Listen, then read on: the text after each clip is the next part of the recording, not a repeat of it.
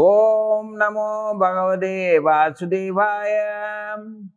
ஓம் அஜ்ஞானதிமிராந்தஸ்ய ஞானாஞ்சனசலாகயா சக்ஷுருன்மீலிதம் ஏன தஸ்மை ஸ்ரீ குருவே நமः. வாசுதேவசுதம் தேவம் கம்சசானூரமர்தனம் தேவகி பரமானந்தம் கிருஷ்ணம் வந்தே ஜெகத்குரு. பகவத்கீதையில 39வது ஸ்லோகம் வந்திருக்கோம். ஞானத்தை சம்பாதிப்பதிலேயே நோக்கம் கொண்டு புலன்களை அடக்கி சிரத்தையுடன் முயற்சி செய்பவன் ஞானத்தை அடைவான். ஞானத்தை அடைந்த பின் வெகு சீக்கிரத்திலேயே உயர்ந்த சாந்தி நிலையான மோட்சத்தை அடைகின்றான். ஞானத்தை சம்பாதிப்பதிலேயே நோக்கம் கொண்டு புலன்களை அடக்கி சிரத்தையுடன் முயற்சி செய்பவன். முதல் நோக்கம், அப்புறம் புலன் கட்டுப்பாடு, அப்புறம் முயற்சி. முதல்ல இலக்கு, நோக்கம், எதை அடைய வேண்டும் அப்படிங்கிறதுல ஒரு தெளிவு. இதுதான் நம்ம அடைய வேண்டிய இலக்கு அப்படிங்கிறத தெரிஞ்சுக்கிறது. அப்புறம் அதுக்காக புலன்களை ஒழுங்குபடுத்துறது, நெறிப்படுத்துறது. அடக்கிங்கிறது என்ன? வசப்படுத்துறது. வசப்படுத்துறதுன்னா அது சிறைப்படுத்தப்படுறது மாதிரி அர்த்தம் இல்லை. வசப்படுத்துறதுன்னா ஒருத்தரை வசப்படுத்தணும்னா அவங்களுக்கு வேண்டியதெல்லாம் கொடுக்கணும். அவங்க விருப்பப்படி அட்டகாசமா இஷ்டப்படி செயல்படக்கூடாது. நம்ம சொல்றபடி கேட்கணும். அப்பதான் வசப்படுத்துறதுன்னு அர்த்தம். புலன்களை வசப்படுத்துறது. அடுத்து சிரத்தையுடன் முயற்சி செய்வது. சிரத்தைங்கிறது என்ன? சின்சியாரிட்டி, பொறுப்புணர்ச்சி. அந்த செயலை எப்படி செய்யணும்னு கால நேரம், தகுந்த காலம், அதுக்கான அவகாசம் எல்லாமே கொடுத்து அதை சரியா அதை முடிவு கொண்டு வர்றது. அதுக்கு அதுதான் சிரத்தை. சிரத்தைன்னா அரும்பாடுபட்டு அப்படின்னு சொல்லுவாங்கல்ல, அது என்ன அர்த்தம்? அரும்பாடுபட்டுன்னா தேவைக்கு அதிகமா உழைக்கிறதுன்னு அர்த்தம் இல்லை. அரும்பாடுபட்டு, அருமையான பாடுகளை பட்டு. அருமையானன்னா நிதானமா, தெளிவா, உறுதியா அதுக்கான அவகாசம் கொடுத்து. இப்ப சமைக்கிற மாதிரிட்டான். சமையல் எப்படி நடக்கணும்? அதுக்கான அவகாசம் கொடுக்கணும்ல. அது முழுவதுமே பக்குவமாகிறதுக்கு, தானியம் முழுமையா பக்குவம் அடைகிற அளவுக்கு அதுக்கு கால டைம், அந்த நேரம் கொடுக்கணும். அப்பதான் அது முழுமையா பக்குவமாகும். அதுவும் ஒரு சில பொருட்கள் அது வேகிறதுக்கு முன்ன பின்ன ஆகும் நேரம். ஒரு பொருளுக்கு அதிக நேரம் எடுத்துக்கும், ஒரு பொருள் கம்மியா இருக்கும்.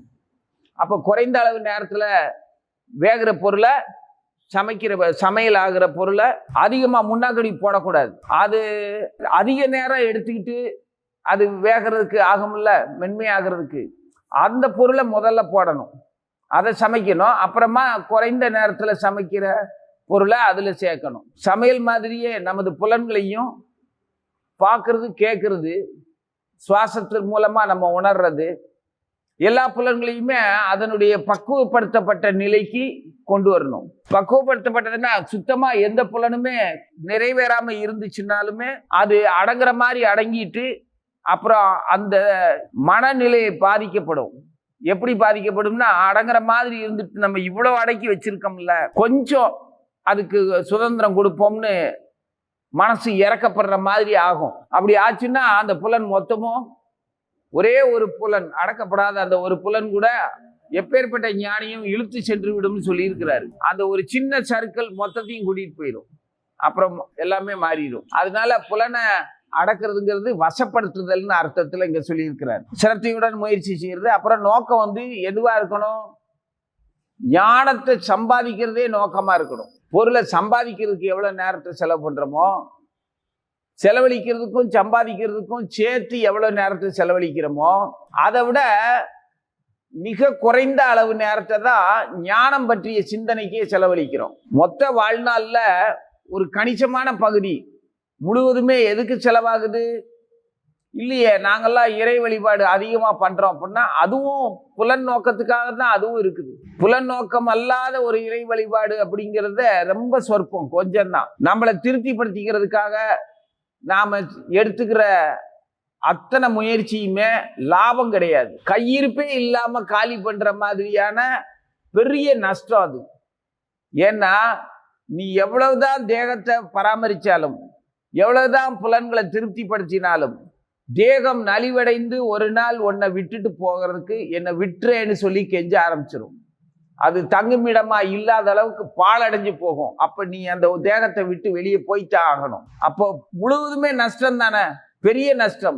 அதே மாதிரி புலன்களை எவ்வளவுதான் திருப்திப்படுத்துறதுக்காக வாழ்நாள் முழுவதுமே செலவு பண்ணாலும் திருப்தி ஆயிட்டேன்னு சொல்லவே முடியாது. அப்ப அதுவும் நஷ்டம் தானே. கொஞ்சமாவது கையிருப்பு இருக்கா அந்த இன்பத்துக்கான நுகர்வு, இன்ப நுகர்வுக்கான ஒரு அபிப்பிராயம், மன திருப்தி கொஞ்சமேனு இருக்குமா? கேள்விக்குறிதான். இருக்கிறதுக்கு வாய்ப்பே கிடையாது. மற்றவங்களை பற்றி நினைக்க வேண்டாம், நம்மளை பற்றி நினைச்சாலே போதும். பேரு புகழ் அந்தஸ்து பதவி உலகம் அறிந்த ஒரு பிரபலமா இருக்கிறவங்களுடைய வாழ்க்கையில கூட இதே விஷயம்தான். அப்படிப்பட்ட ஒரு செல்வ நிலை சிறப்பு தான், இல்லைன்னு சொல்ல. ஒரு பிரபலமான பிரமுகராக இருக்கிறதோ, செல்வந்தனா இருக்கிறதோ, கல்வியில சிறந்தவனா இருக்கிறதோ, மக்களால் போற்றப்படக்கூடிய ஒரு பெரும் வாழ்வை வாழ்றதுனாலேயோ அது சிறப்பு தான். அந்த சிறப்பு வாழும் வரைக்கும் தான். அவன் அந்த உடலை விட்டு போகும்போது அந்த சிறப்பால அவனுக்கு ஒரு பிரயோஜனம் கிடையாது.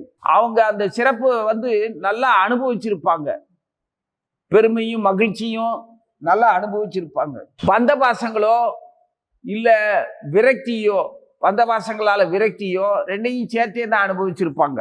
அப்படிப்பட்ட நிலையில ஆத்ம விஞ்ஞானம் பற்றிய அறிவே இல்லாம, அந்த ஒரு ஞாபகமே இல்லாம அவங்க உடலை விட்டுட்டு போகும்போது மொத்த வாழ்நாள் முழுவதும் அந்த பேரையும் புகழையும் கல்வியையும் செல்வத்தையும் சொந்த பந்தங்களையும் அனுபவிச்ச இன்பங்களையும் சொத்துக்களையும் எல்லாத்தையுமே இங்கேயே இழந்துட்டு தான் போவோம், விட்டுட்டு தான் போவோம். விட்டுட்டு போறோமே அப்படிங்கிற எண்ணத்தோட போவோம்.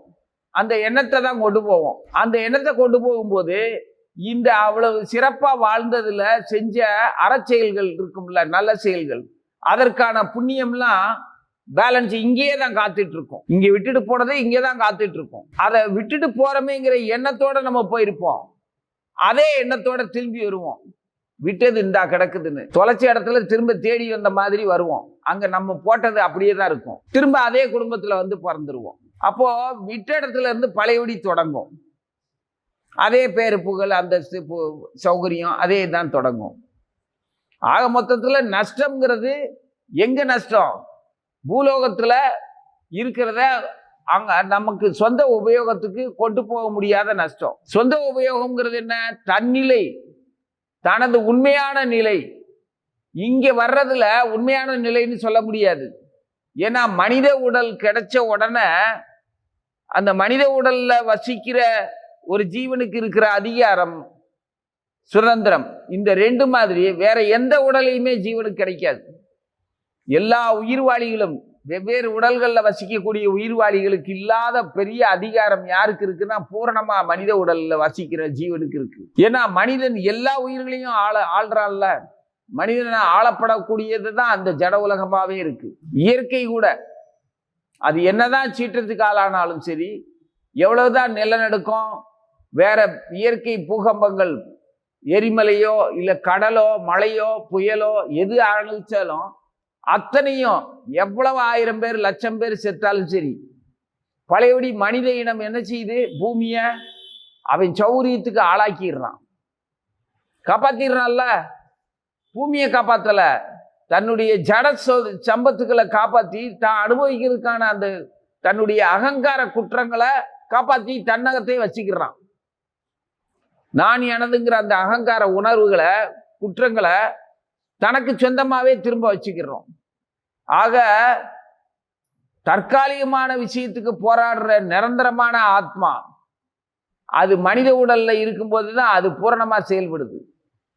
மற்ற உடல்கள்ல வசிக்கும் போது கூட அதுகளுக்கு அவ்வளவு தைரியமோ சுதந்திரமோ உரிமையோ ஒண்ணுமே கிடையாது. அது மனித உடல் பெற்ற உடனே அந்த ஆத்மா தன்னை மறந்துட்டு தனக்கான தற்காலிகமான அந்த புலன்கள்லயே ஈடுபாடு காட்ட ஆரம்பிச்சது. வனவாசத்துல பஞ்சபாண்டவர்கள்ல வனவாசத்துல இருந்தாங்க. அப்போ அதாவது சண்டைக்கு முன்னால, இப்ப ஒரு போர்க்களத்துல இருந்து பேசிக்கிட்டு இருக்கிறாங்க கிருஷ்ணரும் அர்ஜுனனும். இதுக்கு முன்னால வனவாசத்துல இருந்தாங்க. சண்டையெல்லாம் நடக்க திட்டம் இல்லை. அப்போ வனவாசம் 14 வருஷம் அவன் சொன்னபடி விளையாட்டுல தோற்று போனதுக்கு அப்புறம் சொன்னபடி அந்த பிரதிக்கு 14 வருஷத்தை முடிச்சிட்டோம்னா திரும்ப போனோம்னா அவன் பங்கை கொடுத்துருவான், இதை நம்ம நல்லபடியா அந்த வனவாசத்தை கடப்போம் அப்படின்னு சொல்லி நிபந்தனைப்படி கடந்துருவோம் அப்படின்னு சொல்லி வாழ்ந்துகிட்டு இருக்கிறாங்க. அப்படி வாழ்ந்துகிட்டு இருக்கிற காலத்துல இவங்க இந்த மாதிரி நாடு இழந்து இருக்க இடம் இல்லாம வனத்துல வாழ்றாங்க அப்படிங்கிற விஷயம் தெரியாத ஒரு பிராமணர். அவர் ராஜா யுதிஷ்டிரரை பார்க்கணும், அவர்கிட்ட உதவி கேட்கணும் அப்படிங்கிற எண்ணத்துக்காக கிராமத்துல இருந்து ரொம்ப தூரம் தலைநகரை நோக்கி வராரு. நகரத்துல அவங்க இல்லைன்ன உடனே ஏன் இல்லாம போயிட்டாங்கிறத பற்றிலாம் யோசிக்காம, ஏன்னா அவருடைய நோக்கம் என்னது, பலன் அவர்கிட்ட யுதிஷ்டிரர்கிட்ட வாங்கணும்னு, தர்மபுத்திரன்ட்ட ஏதாவது நம்ம வாழ்வு தேவைகளுக்கான உதவியை பெறணுங்கிற எண்ணத்துல வராரு. ஒரு குறிப்பிட்ட ஒரு பிரமுகர்களை தேடி நமது தேவைகளுக்காக எதையாவது அவங்க கிட்ட யாசிக்க போகணும்னு நினைக்கும் போது அவங்களோட நிலையை பற்றியெல்லாம் கவனமே வராது நமக்கு. அந்த மாதிரி தான் அவர் வராரு. அந்த அந்தனர் காட்டுல இருக்காங்கன்னு காட்டுக்கு தேடி வந்துடுறாரு. வந்து கேட்கிறாரு, எனக்கு நான் உங்களுக்கு இப்ப என்ன செய்ய முடியும், நானே இந்த நிலைமையில இருக்கிறேனே அப்படின்னு சொல்லி தர்மர் உண்மையை எடுத்து சொல்றாரு. உங்களுக்கு உதவ முடியாதுன்னு. இல்ல, உங்களை தவிர வேற யாராலையும் உதவ முடியாது, அப்படிப்பட்ட விஷயத்துக்காக தான் நான் உங்களை தேடி வந்தேன். சாதாரண உலகியல் செல்வம் தேடி வர்றதா இருந்ததுன்னா அரண்மனையில போய் யாசிச்சு வாங்கிட்டு போயிருப்பேன். இது உங்களை தவிர வேற யாராலையும் செய்ய முடியாது, அதனாலதான் உங்களை வனத்துக்கே தேடி வந்தேன் அப்படிங்கிறாரு. அப்படி என்னையா உங்களுக்கு வேணும் அப்படின்னு கேட்கும்போது, நான் தினசரி அக்னிஹோத்திரம் பண்றதுக்கான, ஏன்னா ஒருத்தர் அக்னிஹோத்திரம்ங்கிறத வாழ்நாள்ல கடைபிடிச்சான்னா அதை எப்பவுமே அவன் தொடர்ந்து செய்யணும், விட்டு போகக்கூடாது. அக்னி வளர்க்கறதுக்கு அரணிக்கட்டைன்னு ஒண்ணு உண்டு. இன்னைக்கு தீப்பெட்டி, அப்போ அன்னைக்கு அரணிக்கட்டைன்னு பேரு. அரணிக்கட்டைன்னா அது ஒரு குச்சி இருக்கும், மூங்கில் குச்சி, ஒரு கனமான குச்சி, ஒரு 3 பென்சில் சேர்ந்தா உருண்டை அப்படி இருக்கும். அந்த மாதிரி ஒரு தண்டு, கீழே அந்த பலகை இருக்கும், அந்த ஒரு மரச்சக்க, அதுல சின்ன துளை, அதுல இந்த குச்சியை வச்சு அதுல உருட்டினோம்னா கடையிற மாதிரி தேய்ச்சோம்னா அதுல இருந்து நெருப்பு பொறி வரும். அதுல இந்த சின்ன சின்ன சருகுகளை போட்டு அதுல இருந்து பருத்தி பஞ்சுகளை எல்லாம் போட்டோம்னா அது கங்காகி அப்படியே தீ படிச்சுக்கும். அப்படித்தான் உருவாக்குவாங்க, நெருப்பை வரவழைப்பாங்க, விறகுல இருந்து நெருப்பு தோன்ற வைப்பாங்க.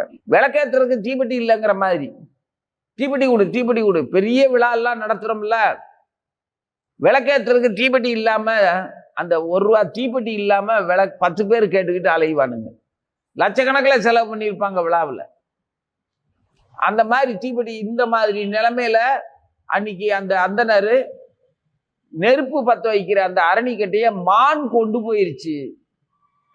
அந்த மானை மீட்டு எனக்கு அந்த நெருப்பு கட்டையை வாங்கி கொடுங்க, எனக்கு என்னுடைய வாழ்க்கையே அது அடிப்படையில் தான் இருக்கு. அக்னிஹோத்திரத்தை அவ்வளவு சின்சியரா, அவ்வளவு பொறுப்புணர்ச்சியா அவர் செய்வார். இன்னைக்கும் பூஜை புனஸ்காரங்கள், விரதம், நமது தவம், சொல்லு, செயல் எல்லாமே நம்ம எதுக்கு செலவழிக்கிறோம்? ஞானத்தை சம்பாதிக்கிறதுக்கு. அதாவது ஆன்மீக உணர்வுகளுக்கோ சுய பரிசோதனைக்கோ நமது புத்தியவோ நேரத்தையும் செலவழிக்கிறது இல்லை. பொருளாதாரத்தை செலவு பண்ணினாலும், நமது சரீர ஆரோக்கியத்தை காலி பண்ணி குறைச்சிக்கிட்டு செலவு பண்ணாலும் கூட, காலத்தை செலவு பண்ணாலும் கூட, இன்னொரு புலனீர்ச்சைகளுக்கான அடித்தளத்தை உருவாக்குறதுக்கு தான், சம்பாதிக்கிறதுக்கு தான் நோக்கமும், அதுக்கு பாடுபடுறதும் பொறுப்புணர்ச்சியும் அதுல தான் இருக்குது. மொத்த வாழ்நாளுமே அதுக்கு தான் செலவழிக்கிறோம். ஆனா அதுல சம்பாதிக்கிறது என்னது? இந்த உலகியல் விஷயங்கள். அது இதே அளவுக்கு அவரு அந்த பூஜை விஷயங்கள்ல, தன்னுடைய நித்திய கர்ம அனுஷ்டானங்கள்ல முழுவதுமா மனசை வச்சவர். அதுக்கு முக்கியத்துவம் இல்லாம வேற எதுக்கும் முக்கியத்துவம் அவர் கொடுக்கல உலகியல் வாழ்க்கைக்கு. இப்போ ஒரு கல்யாணத்துக்கு போகணும், உனக்கு காலேஜில் லீவ் இல்லை, எக்ஸாம் இருக்குது, லீவ் இல்லை,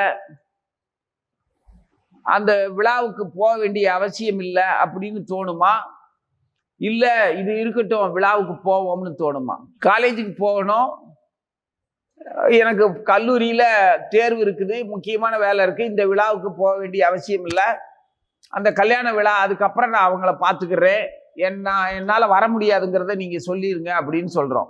அடுத்து இந்த முடிவுக்கு பதிலா பரவாயில்ல, நான் தேர்வை வந்து எப்படி வேணாலும் சமாளிச்சுக்கிறேன், இந்த விழாவுக்கு என்னால போகாம இருக்க முடியாது, அவங்க என்னுடைய அன்புக்குரியவங்க, நன்றிக்குரியவங்க, பிரியமானவங்க, ஒரு தடவை அப்படி பிரியமானவங்களா இருந்தாலும் சரி, அப்படி நான் போகல அப்படின்னாலுமே என்ன பழிச்சு பேசுவாங்கன்னு பயம் இருந்தாலும் சரி, பாசமோ பயமோ அல்லது அவங்களால ஏற்படக்கூடிய எதிர்கால உதவிகளோ ஏதோ ஒண்ணு முக்கியமானதா இருந்ததுன்னா மிஸ் பண்ணுவோமா? பரவாயில்ல, இதை விட அதுக்கு போயிட்டு வந்துருவோம், இதை சமாளிச்சுக்கலாம் அப்படின்னு சொல்லிட்டு கல்லூரியை விட்டுட்டு அங்க போறோம். இந்த ரெண்டு செயலுமே பந்தத்தை தியாகம் பண்ணிட்டு கல்விக்கு முக்கியத்துவம் கொடுத்தேங்கிறதும் கிடையாது. கல்விக்கு முக்கியத்துவம் தரல, நான் அந்த சொந்த பந்தத்துல அதனால கிடைக்கக்கூடிய விஷயத்துக்காக தான், அந்த மகிழ்ச்சிக்காக, அந்த உறவுக்காக தான் போனேன் அப்படிங்கிறதும் கிடையாது. ரெண்டுமே ஒண்ணு தியாகம் பண்ணிட்டு போன புத்திசாலித்தனம் இந்த உங்ககிட்ட கிடையாது, நம்ம கிட்ட. ரெண்டுலயுமே நோக்கம் என்னவா இருக்குது? இந்த பௌதிக லாபம் தான் நோக்கமா இருக்கு. ஞானத்தை அடையணுங்கிறதா நோக்கம் இருக்கு. உலகியல் லாபம் இதுதான் நோக்கமா இருக்குது. அப்போ நோக்கம் அதுவா இருக்கும்போது நீ கல்விக்கு நேரத்தை செலவு பண்ணான்னா, கேளிக்கைக்கு, குடும்ப விழாவுக்கு செலவு பண்ணான்னா, கல்வியும் உலகியல் வாழ்க்கைக்காக தான் இருக்குது எதிர்பார்ப்பு, நோக்கம். அதுவும் உலகியல் எதிர்பார்ப்புக்கான நோக்கமா தான் இருக்குது. அப்போ வித்தியாசம் ஒண்ணும் இல்லை, ஒண்ணு தியாகம் பண்ணதா அர்த்தமாகாது. அதே சமயத்துல நோக்கம் வந்து இறைவனை பற்றி தெரிந்து கொள்வதாக இருந்தால் நீ கல்லூரிக்கும் போகலாம், விழாவுக்கும் போகலாம், அல்லது ரெண்டுக்குமே போகாமலும் இருக்கலாம். ஏன்னா ஒவ்வொருத்தருடைய ஒவ்வொரு சூழலும், நீ சந்திக்கக்கூடிய சம்பவத்துக்கும் உனக்கும் எந்த சம்பந்தமுமே இல்லை. கல்லூரியில சந்திக்கக்கூடிய சம்பவங்களுக்கு நாம நமது ஆத்ம உபயோகத்துக்கு அது பயன்படாத வரைக்கும் அதனுடைய லாப நஷ்டம் உனக்கு கட்டுப்பட்டதா தான் இருக்கும். பயப்பட வேண்டிய அவசியமே இல்லை. இந்த மான் கொண்டு போயிருச்சுன்னு சொன்ன உடனே தர்மர் வருத்தப்படுறாரு. எப்படி வருத்தப்படுறாருன்னா, இந்த சூழ்நிலையில கூட என்னை தேடி வந்து உதவி கேட்கிற ஒருத்தனுக்கு செய்ய முடியாத ஒரு கையாளத்தனத்துல நம்ம இருக்கக்கூடாது, உடனே அவனுக்கு கண்டுபிடிச்சு கொடுக்கணும். ஏன்னா அக்னிகோத்திரம் பண்றவங்களுடைய பொறுப்புணர்ச்சியை வந்து தர்மர் தெரிஞ்சவர். அதனால அதை கண்டுபிடிக்கணும். தம்பிகளோட புடைசூழ தேடுறாரு, காடெல்லாம் தேடுறாரு அந்த மானை தேடி. அவருக்கு கொஞ்சம் கூட யோசனையே வரல, கட்டைய மான் எப்படி கொண்டு போகும் அப்படின்னு. இந்த நிலைமையிலையும் ஒருத்தர் நம்மளை தேடி வந்து உதவி கேட்கிறான்னா அவனுக்கு நம்ம மறுக்க கூடாது, கண்டுபிடிச்சு கொடுத்தே ஆகணுங்கிற மாதிரி இடத்துல தான் போறாரு. அந்த சாதாரண மரக்கட்டையை, அதுவும் அந்த குச்சியவும் எங்கேயாவது மான் கொண்டு போகுமா? இதுக்கா கிராமத்துல இருந்து ஒருத்தன் தேடி வந்திருப்பான் அப்படின்னு எப்படியா மான் கொண்டு போச்சு? நீ எங்க இருந்த? கிராமத்துக்கு வந்துச்சா மானு? காட்டுக்குள்ள வந்துச்சா? எங்க வந்துச்சு என்னன்னு அவருக்கு கேள்வியே கேட்க தோணலை. ஏன்னா இந்த நிலைமையில அவன் வந்து நம்ம கிட்ட கேட்க வந்திருக்கிறான், அவனுக்கு தட்டக்கூடாது. உதவின்னு கேட்டு வந்தவனுக்கு செஞ்சாகணும். அவர் தர்மபுத்திரர், அவரோட தர்மம் இப்படித்தான் இருக்கும். இவர் ஒண்ணு, இந்த பலராமர் ஒண்ணு, இவங்கெல்லாம் வந்து அந்த விதிக்கப்பட்ட அந்த சட்டத்தை எந்த ஒரு காரணம் கொண்டும் மீற மாட்டாங்க, மாற மாட்டாங்க. அதனால என்ன பிரயோஜனம்னு அதெல்லாம் தெரியாது. நான் சொன்னபடி தான் இருப்பேன், சத்தியம் எனது உயிர் மூச்சு அப்படின்றாங்க. இந்த மாதிரி இருக்கிறதுனால இவர் காடெல்லாம் தேடுறாரு, தம்பிகளும் சேர்ந்து தேடுறாங்க. அப்போ கூட பீமன் என்ன சொல்றான், நான் அன்னைக்கே துச்சாதனையும் துரியோதனையும் கசக்கி தூக்கி எரிஞ்சிருந்தேன்னா, வதம் பண்ணி இருந்தேன்னா நமக்கு இந்த நிலைமை வந்திருக்குமா அப்படின்னு அழுகுறான். அப்ப தர்மர் சொல்றாரு, என்னடா இப்படி எல்லாம் பேசுற, நான் இப்படி செஞ்சிருக்கலாம் அப்படி செஞ்சிருக்கலாம் பேசுறதெல்லாம் பயனில்லாத சொல். நம்ம என்ன அனுபவிக்கணுமோ அதுக்கு தகுந்த மாதிரி தான் நமக்கு மனோபாவமும் புத்தியும் அறிவும் வேலை செய்யும், அதுபடிதான் இருப்போம். இதுல வருத்தப்படுறதுக்கு ஒண்ணும் இல்லை. கடந்த காலத்தை பத்தி அப்படி செஞ்சிருக்கலாமே, இப்படி நடந்திருக்கலாமே அப்படின்னு நினைக்கிறதோ, எதிர்காலத்தை பற்றி நான் இப்படியெல்லாம் செஞ்சிருவேன் அப்படின்னு திட்டம் போடுறதோ வேண்டாத வேலை. இப்போ உன் கையில இருக்கிற நேரத்துக்கு நீ என்ன செய்யணுமோ அதை ஒழுங்கா செய். உன்னுடைய தன்மை எந்த சூழ்நிலையிலையும் மாறாது. உன்னோட தன்மையை நீயாத்தான் எப்ப மாத்துற? பொய்யா மாத்துறோம், நம்மளை நாமளே ஏமாத்திக்கிறோம். நான் அப்படி நடந்திருக்கலாம் இப்படி நடந்திருக்கலாம், நீ தான் அப்படி என்ன செய்யணுமோ அதைத்தான் செஞ்சிருக்க. இல்லையே, நான் கொஞ்சம் கவனமா இருந்திருந்தேன்னா, கவனமா இருந்துதான் நீ கைவிட்டிருக்க. அப்புறம் எங்க கவனமா இருந்திருந்தேன்னா நான் தப்பிச்சிருப்பேன்னு சொல்ற? நீதானே அந்த மாதிரி கைவிட்டது, நீதானே அந்த செயலை செஞ்சது. அப்போ புரியுதா? நான் செய்யறதைத்தான் நம்ம செய்யறோம், நம்ம தன்மையில தான் நம்ம செயல்படுறோம். நம்ம தன்மைய நம்ம விருப்பம் போல சூழ்நிலைக்கு தகுந்த மாதிரி மனம் போன போக்குல திரும்ப நம்மள நாமளே பொய்யா சித்தரிக்கிறோம். அங்கதான் தப்பு பண்றோம். உண்மையில நாம எப்படி நடந்துக்கோமோ அதைத்தான் அந்த நேரத்துல நடந்திருக்கோம். கடந்ததுக்கு அப்புறம் லாப நஷ்டத்துக்கு தகுந்த மாதிரி நம்மள நாம சித்தரிச்சிருக்கிறது எப்படின்னா, நான் இப்படி செஞ்சிருக்காம போயிட்டேன், அல்லது இந்த மாதிரி எதிர்காலத்துல நான் இப்படித்தான் நடந்துக்கணும் அப்படின்னு நம்மள நாம பொய்யா வடிவமைக்க திட்டம் போடுறோம். ஆனா அந்த சூழ்நிலையில நம்ம எப்படி செயல்படுவோமோ அப்படித்தான் செயல்படுவோம். எந்த மாற்றமும் இருக்காது. தர்மர் கேட்கலன்னா கேட்கவே மாட்டாரு. மான் எப்படி கட்டையை கொண்டு போச்சுன்னு கேட்டா நான் தேடி கண்டுபிடிச்சு கொடுப்பேன், அவ்வளவுதான். அதே மாதிரி தேடி கண்டுபிடிச்சு கொடுத்துருவாங்க. எப்படி கொடுப்பாங்க? அவருக்கு அது கிடைக்காது. மானும் பொய், வந்த அந்தணனும் பொய், அரணிக்கட்ட பறிபோச்சுங்கிறதும் பொய். அதை அவர்கிட்ட சொல்லுவாங்க அப்புறம். ஆனா எனக்காக நீ பொறுப்பா சுத்தினதுல உனக்கு ஒண்ணு கிடைச்சது தெரியுமா அப்படின்னா, என்ன கிடைச்சது அப்படின்னா, இவங்க அந்த தர்மராஜனுடைய ஆசீர்வாதம் கிடைச்சது இவங்களுக்கு. யமதர்மராஜனுடைய ஆசீர்வாதம். அது கிடைக்கிறதுக்காகத்தான் அந்தனர் ரூபத்துல தர்ம தேவதையே ஒரு மாயையை அனுப்பி வச்சு அரணிக்கட்டைய மான கொண்டு போயிருச்சு, அதை காப்பாத்தி கொடுன்னு இவர் அலக்களிச்சது. அதை தேடுறேன் பேர்வழின்ட்டு இவர் அலையும் போது அந்த அரணிக்கட்டையும் மானும் அந்தணனும் பொய்யா இருந்தாலும் தர்மத்தின் ஏற்பாட்டினால இவங்களுக்கு தர்ம தேவதனான அந்த யமதர்மராஜனுடைய ஆசீர்வாதம் கிடைச்சது. அவர் தான் தர்மனுக்கு தகப்பன. குந்தி மகாராணி அவர்கிட்ட வர வாங்கித்தான் இந்த பிள்ளையை பெற்றிருப்பா. அதனால தர்மபுத்திரன் இவர், யமதர்மராஜனுடைய புள்ள. அதனால தகப்பனுடைய ஆசீர்வாதம் எப்போ? போருக்கு இங்க வர்றதுக்கு. ஏன்னா தெய்வங்களுக்கும் நமது குருமார்களுக்கும் ஆளக்கூடிய அத்தனை கிரகாதிபதிகளுக்கும் நமது குணம் என்னன்னு, உண்மையான குணம் என்ன, நமது உண்மையான விருப்பம் என்ன, நமது உண்மையான அபிப்பிராயம் நம்ம மேல வச்சிருக்கிறது என்ன, அந்த உண்மையான நம்ம மேல நாம வச்சிருக்கக்கூடிய தன்னிலை அபிப்பிராயத்தை நாம எப்போ அசிங்கப்படுத்துவோம், எதனால அசிங்கப்படுத்துவோம், அப்படி அதை அவமதிக்கிற அந்த செயலை செய்யறதுக்கான சுற்றுச்சூழல் என்ன, எல்லாமே நமக்கு தெரியாது, அவங்களுக்கு தெரியும். அவங்க நம்ம கூடவே இருந்து பார்த்துக்கிட்டு இருக்காங்க. பக்கத்துல இருந்து பாக்குறாங்களா, உள்ள இருந்து பாக்குறாங்களா, கூட இருந்து பாக்குறாங்களா, மேல இருந்து பாக்குறாங்களான்னு தெரியாது.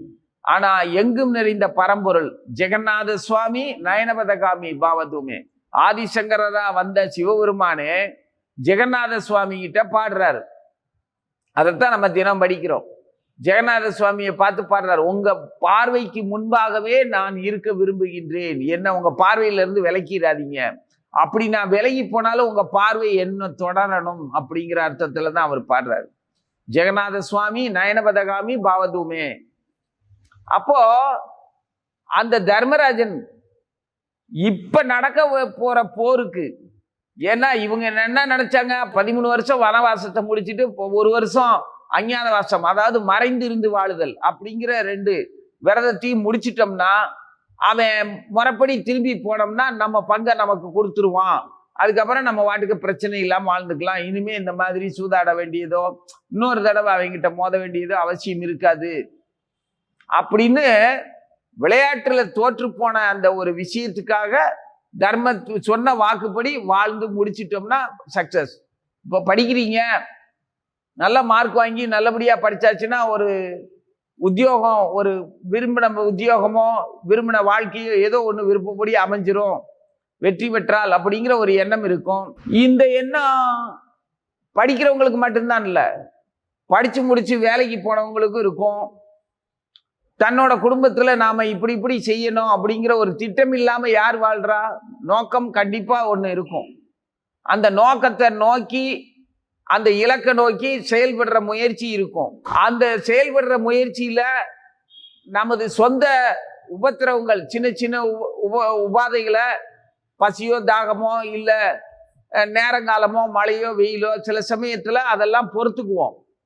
ஏன்? குடும்பத்துக்காக, உலகியல் வாழ்க்கைக்காக. ஆக அதெல்லாம் புலனடக்கம் தான் அர்த்தம். அப்போ இலக்கு ஒண்ணு இருக்குது, புலனடக்கம் ஒண்ணு இருக்குது, அதுக்கான பொறுப்புணர்ச்சி இருக்குது, சிரத்தையோட செயல்படுறதுக்கான சிரத்தையும் இருக்குது. இது எல்லாத்தையுமே நம்ம எதுக்கு செலவழிக்கிறோம்? ஞானத்துக்கு செலவழிக்கல, உலகியல் வாழ்க்கைக்கு செலவழிக்கிறோம். அப்போ இதே ஆற்றல் நமக்கு ஏற்கனவே இருக்கத்தானே செய்யுது.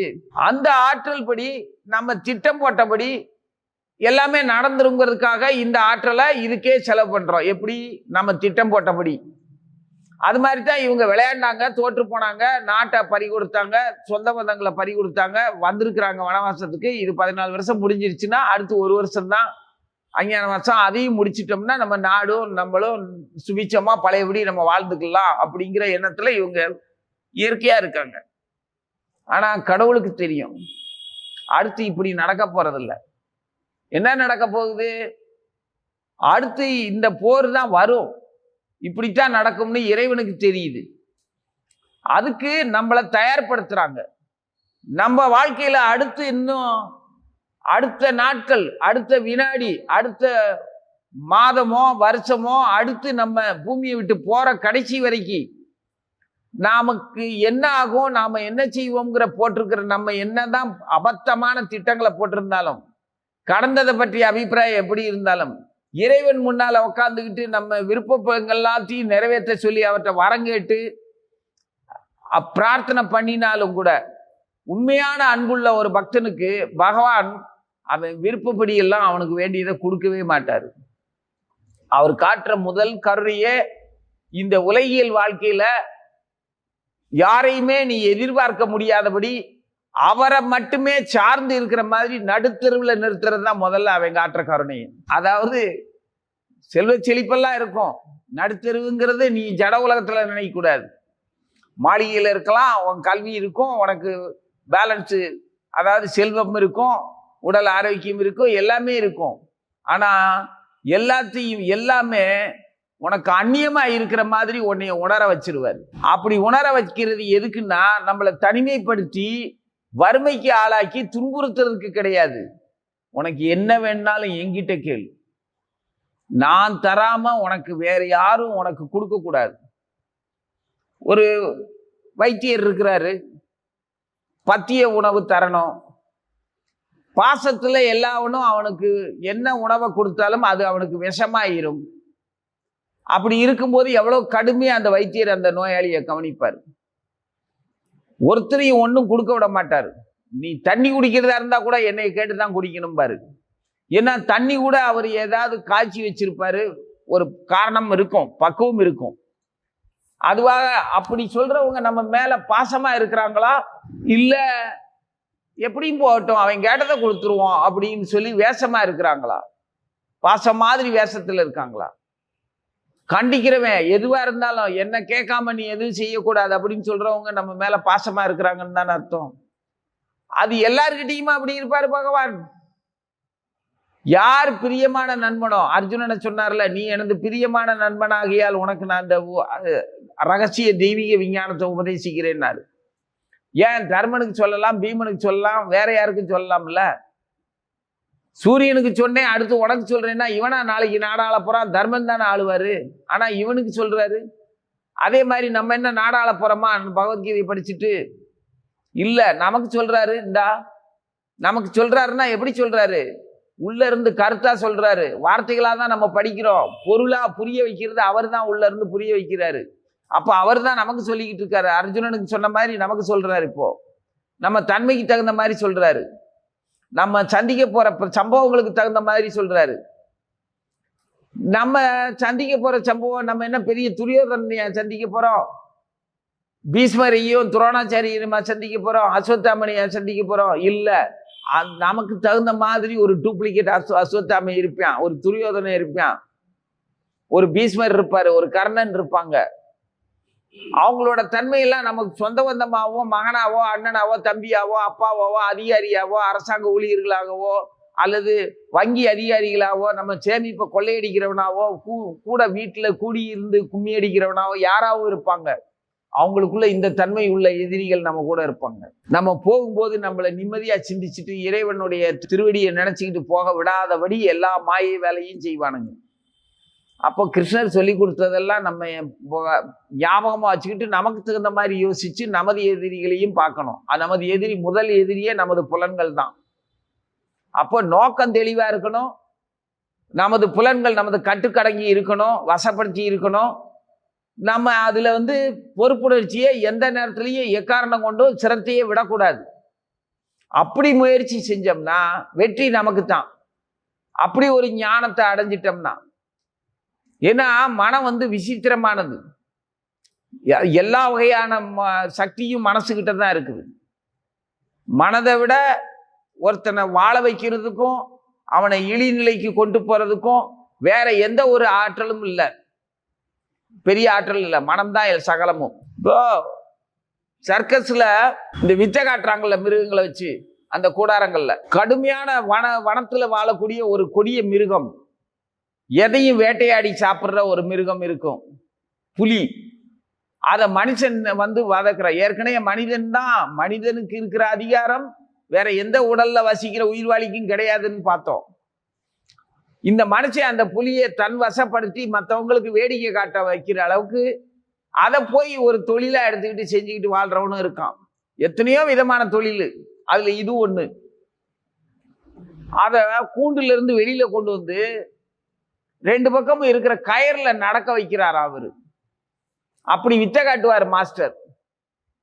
கையில பெரிய சாட்டை வச்சிருப்பாரு, இன்னொரு கம்பு வச்சிருப்பாரு. அந்த கம்பு முனியில இந்த ஒளியை பிரதிபலிக்கக்கூடிய ஒரு பெயிண்ட், அந்த ஒரு சாயம் பூசி இருப்பாங்க. அத புலியோட கண்களுக்கு முன்னால காட்டும்போது அது பார்க்கும், பயப்படும். அந்த இதை பார்த்து பொதுவா எல்லா விலங்குகளுக்குமே வண்ண நிற குருடுகள், எல்லா விலங்குகளுமே எதுக்குமே நிறங்கள் தெரியாது. நம்ம நினைக்கும் மாடு வருது, சிகப்பு துணியை பார்த்தா இல்லை ஏதாவது பார்த்தா வெறிக்கும் ஓடும் அப்படின்னு. அதெல்லாம் கண்ணுக்கு எதுவுமே தெரியாது. அதுக்கு கருப்பு வெள்ளை தான் எல்லா உயிரினங்களுக்கும். மனிதருக்கு மட்டும்தான் நிறங்கள் தெரியும். ஆனா நெருப்போட வெளிச்சம், அந்த கங்கு மட்டும் அதுகளுக்கு தெரியும். கருப்பு வெள்ளையில அந்த வெளிச்சம் மட்டும் தெரியும், அந்த கங்கு. இவன் அதை காட்டுல பிடிச்சிட்டு வந்த அந்த கொடிய மிருகத்தை, முரட்டுத்தனமான அந்த மிருகத்தை கூண்டுல அடைச்சு வச்சு நீளமான அந்த கம்பி, இரும்பு கம்பியில முனைய மட்டும் நல்லா பழுக்க செந்தளெல்லாம் காய்ச்சி அது வெப்பப்படுத்தி வச்சிருப்பாங்க. அந்த கம்பியை நீட்டின உடனே அந்த கருப்பு கம்பியில முனையில இருக்கக்கூடிய கங்கு மட்டும் அது கண்ணுக்கு தெரியுமா? அது முதல்ல அது என்னன்னு தெரியாம தன்னுடைய முன்னங்கால்கள் கைகளால அதை அரைகிற மாதிரி அப்படி அடிச்சு தட்டி விடும். கம்பியை நீட்டின உடனே அந்த பழுக்க காஞ்ச அந்த முனையை என்ன ஆகும்? காலில் பட்ட உடனே. ஏன்னா புலி எவ்வளவு வலிமையா இருந்தாலும் சரி, மிக மிக மென்மையானது. அதோட தோல் அவ்வளவு மென்மையானது. அதுக்கு அதோட மென்மைக்கு ஈடா இங்கே பொருள்கள் எதுவுமே சொல்ல முடியாது, அவ்வளவு மென்மையானது. அது அந்த கங்கு பட்ட உடனே, ஏன்னா அது பழுத்து வெந்து போகும் புண்ணு. அப்புறம் புண்ணை ஆற்றுவாங்க. புண்ணு ஆறுனதுக்கு அப்புறம் அந்த காயம்பட்ட, அந்த சூடுபட்ட அந்த ஒரு குணம் அது மனசுல பதிஞ்சிருக்கும், அதோட உணர்வுல. இவன் அதுக்கு அடுத்து அந்த இரும்பு கம்பியோ வெப்பமோ அதுல கிடையாது. ஆனா அந்த ஒளி பிரதிபலிக்கக்கூடிய அந்த ஒரு டேப்பு, அந்த கலர் ஒட்டி இருப்பாங்களா, அந்த குச்சி அப்படி நீட்டின உடனே அதுக்கு தான் பட்ட துன்பம் ஞாபகத்துக்கு வரும். அதை பார்த்து அவன் அந்த கையை காட்டுற மாதிரி இன்னொரு தடவை சூடு பற்றக்கூடாதுன்ட்டு அவன் சொன்னபடி கேட்கும். அதோட அது மிருகம்தான், வழக்கம் போலதான் இருக்குது. அதோட இந்த கங்குக்கு வேற பயப்படும், அந்த குச்சிக்கு பயப்படுது. அந்த கயர்ல ரெண்டு பக்கமும் இருக்கிற கயர்ல காலை வச்சுதான் ஆகணும் அது. ஏன்னா வேற வழி இல்லை போறதுக்கு. அந்த இடத்துல ரெண்டு கயரை கட்டி விட்டு இருப்பான். அது 4 கால் இடது பக்கம் 2 கால், வலது பக்கம் 2 கால் அந்த கயர்ல வச்சு நடந்து ஒரு முனைக்கு போயிட்டு திரும்பி ஒரு முனைக்கு வரும். பாத்தியா, நான் புலியை சொன்னபடி கேட்க வச்சுட்டேமா. அது சொன்னபடி எல்லாம் கேட்கல, பயத்துல அது கயிறு மேல நடந்து போச்சு. கயிறுல நடக்கிறது செஞ்ச உடனே அதுக்கு அடுத்து போன உடனே ஒரு முழுசான ஒரு நல்ல கணிசமான மாமிச துண்டு இறை கிடைக்கும் அதுக்கு. அப்போ இறை கிடைக்கிறதுக்காக தன்னிலை அறியாத அந்த மிருகம் மாதிரியே வாழ்நாள் பூரா நம்ம எதை வச்சு சூடுபட்டிருக்கு, நம்ம புலன்களுக்கு எப்படிப்பட்ட சூடு கிடைச்சிருக்கு, அதுக்கு தகுந்த மாதிரியே நமது வாழ்க்கை கொடிய மிருகத்தை எப்படி வசக்குதோ அது மாதிரி காலம் நமக்கு வினைகள்ங்கிற ஒரு சாட்டையை வச்சு அந்த நெருப்பு குச்சியை வச்சு நம்மளை வழி நடத்துது. இறை எடுக்கிறதுக்காகவும் தன்னை ஆபத்திலிருந்து காப்பாத்திக்கிறதுக்காகவும் பயத்தினாலையும் ஆசையினாலையும் தான் வாழ்நாள கடந்துகிட்டு போய்கிட்டு இருக்கோம். இதுல தன்னிலை உணர்றதுக்கான வாய்ப்பு எங்க இருக்கு? எப்ப தன்னிலை உணர்றதுக்காக சம்பாதிக்கிறதுக்காக நமது நோக்கமும் நமது அந்த பொறுப்புணர்ச்சி புலன் கட்டுப்பாடும் வசப்படுத்துறதும் அதுல பொறுப்புணர்ச்சியும் தவறாம சிந்தாம சிதறாம எந்த செயலா இருந்தாலும் சரி அது என்னுடைய ஆன்ம நன்மைக்காக அப்படிங்கிறத எப்ப தெரிஞ்சுக்குவோம்? பல ஜென்மங்கள் ஆகி வருது. இதை புரிஞ்சுக்கிறதுக்கும் நினைக்கிறதுக்கும் ஆத்மார்த்தமான என்னுடைய நன்மைக்காகத்தான் என்னுடைய ஜட செயல்கள் ஒவ்வொன்றுமே இருக்கணும். அது எனது பயிற்சியா இருக்கணும். இந்த தற்காலிகமான உலகத்துக்காக, இந்த தற்காலிகமான வாழ்க்கைக்காக இங்கே நான் எதையுமே உதாசீனம் பண்ணவும் முடியாது. அதே சமயத்துல உறுதியா என்னுடையது அப்படின்னு சொல்லி உரிமை பாராட்டவும் முடியாது. வண்டியில போறோம், இலக்க போய் அடையிற வரைக்கும் அந்த வண்டியில பொறுப்பா தான் உட்கார்ந்துருப்போம். பொறுப்பு இல்லாம இருப்போமா? சரியா தான் உட்கார்ந்துருப்போம். ஆசனம் கிடைச்சி அதுல ஊதியமா இருந்து சரியா தான் இருப்போம். ஆனா இறங்கி போகும்போது திரும்பி கூட பார்க்காம பொருள்களை எல்லாம் எடுத்துட்டு இறங்கி போயிடுவோம். இவ்வளவு நேரம் அந்த வண்டியில சௌகரியமா இருந்தமே, இதே மாதிரியான ஒரு இருக்கையும் பயணமும் பழையபடி இலக்கில் அந்த ஊர்ல இறங்க வேண்டிய ஊர்ல இறங்காம பழையபடி இதே ட்ரெயின்ல இதே வாகனத்துல நம்ம பழையபடி போவோம். மறுபடி டிக்கெட் எடுத்து, ஏன்னா இருக்கை சௌகரியமா இருக்கு அப்படிங்கிறத திரும்ப போய் இறங்க வேண்டிய இடத்துல இறங்காம திரும்ப பயணிப்போமா? பயணிக்க மாட்டோம்ல.